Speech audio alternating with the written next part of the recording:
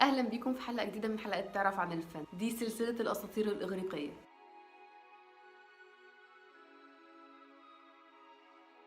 كل حضاره ليهم قصه الخلق بدا ازاي، وفي كل حضاره قصه مختلفه تماما. في الحضاره الاغريقيه القصه جميله جدا ومميزه ومختلفه ومسليه، حقيقي مسليه. ما كانش فيه اي حاجه خالص موجوده في الدنيا، كان فيه بس حاجه اسمها كيوس، وكيوس ده كان مزيج ما بين الماس والانرجي. هو ما كانش فيه اي حاجه مخلوقه غيرها. كيوس بعد كده انجبت 3 ابناء: جيا يعني الارض، تارتاروس اللي هي باطن الارض، وايروس اللي هو الحب. وكل الآلهة دي تكاثروا وخلقوا كل حاجة احنا عارفينها ومش عارفينها. من ضمن الأبناء اللي هم أنجبوهم، كيوس أنجبت 2: إيريبس ونيكس. إيريبس اللي هو الظلام، ونيكس اللي هو الليل. إيريبس ونيكس أنجبوا مع بعض آلهة تانية، جابوا إيثر وهيميرا.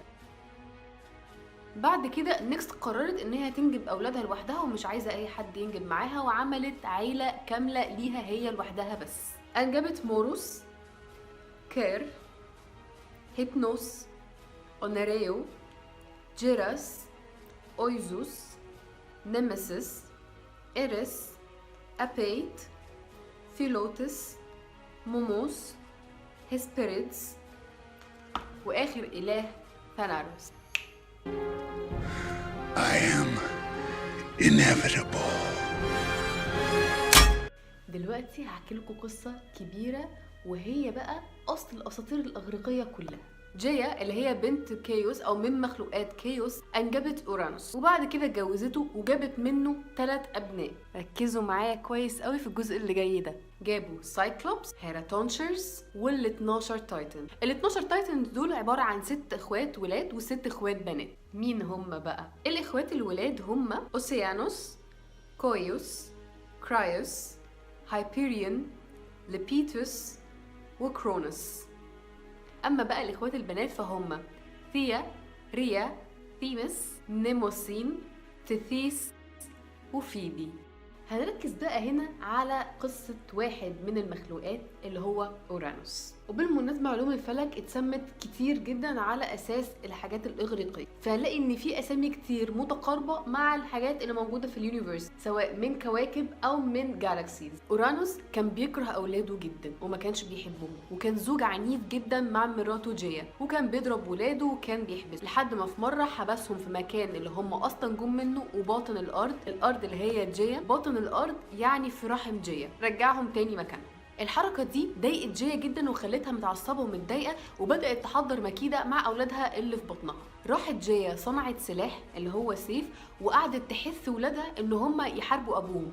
كلهم كانوا خايفين ما عدا التايتن كرونوس. الجزء اللي جاي ده حساس شوية. كرونوس أخصى ابوه اللي هو اورانوس، ورمى اعضائه في المحيط، وغير واضح ايه اللي حصل لاورانوس بعد كده. هل هو مات، هل هو اتنفى، هل هو اختفى، غير معروف. بس الدماء الناتجة عن الحادثة بتاعته دي واللي اتدلقت على الأرض خلقت 3 مخلوقات تانيين: The Giants اللي هم العمالقة، نيميا اللي هي نيمفس، وكمان إيرينس اللي هي الغضب. أما بقى من فم المحيط اللي اترمى فيه أعضاء اتخلقت واحدة من أجمل وأحلى الآلهة الموجودين اللي هي أفروديت. فكده أفروديت تبقى بنت أورانوس بس ملهاش أم. كرونوس بعد كده أصبح الملك بتاع المملكة دي، وحبس إخواته التانيين اللي هم السايكلوبس والهيكاتونش، حبسهم على تارتاروس. وتارتاروس ده اللي هو الأندر جراوند أو باطن الأرض، وخلى التنينة كامبي تحرس المكان ده علشان هم ما يطلعوش منه خالص. اتجوز اخته ريا وخلف منها 5 ابناء، بس كان في نبوءه تنبأ بيها ابوه وامه اللي هم جيا واورانوس ان واحد من ابنائه هينقلب عليه وهيشيله من الحكم وهياخد مكانه. فهو كان كل ما ريا تنجب حد من ابنائه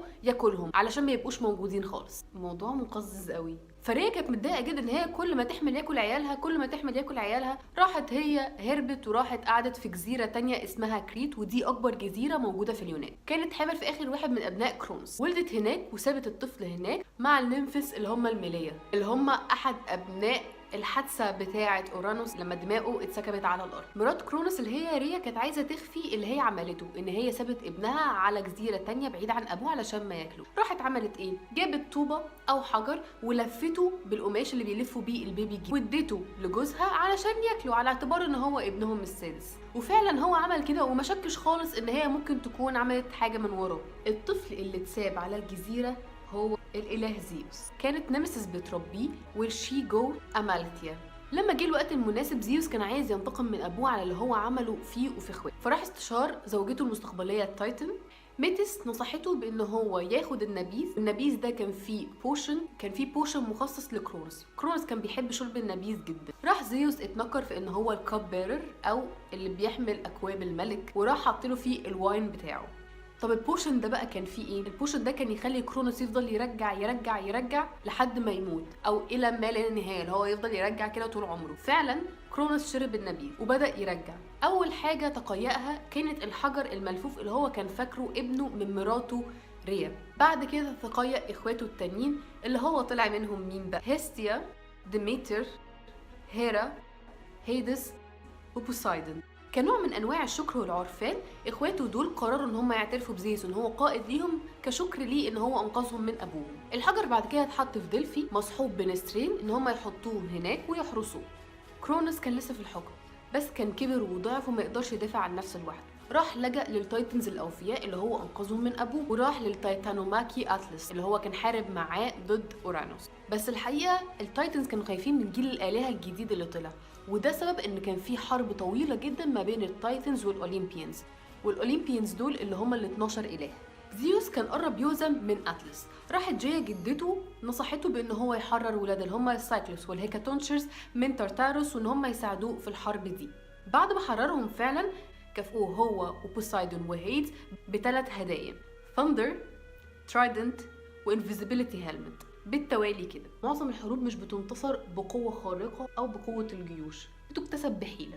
بروميثيوس ابن واحد من التايتنز انشق عنهم وسابهم، واعتقد ان ده كان سبب في اللي جاي.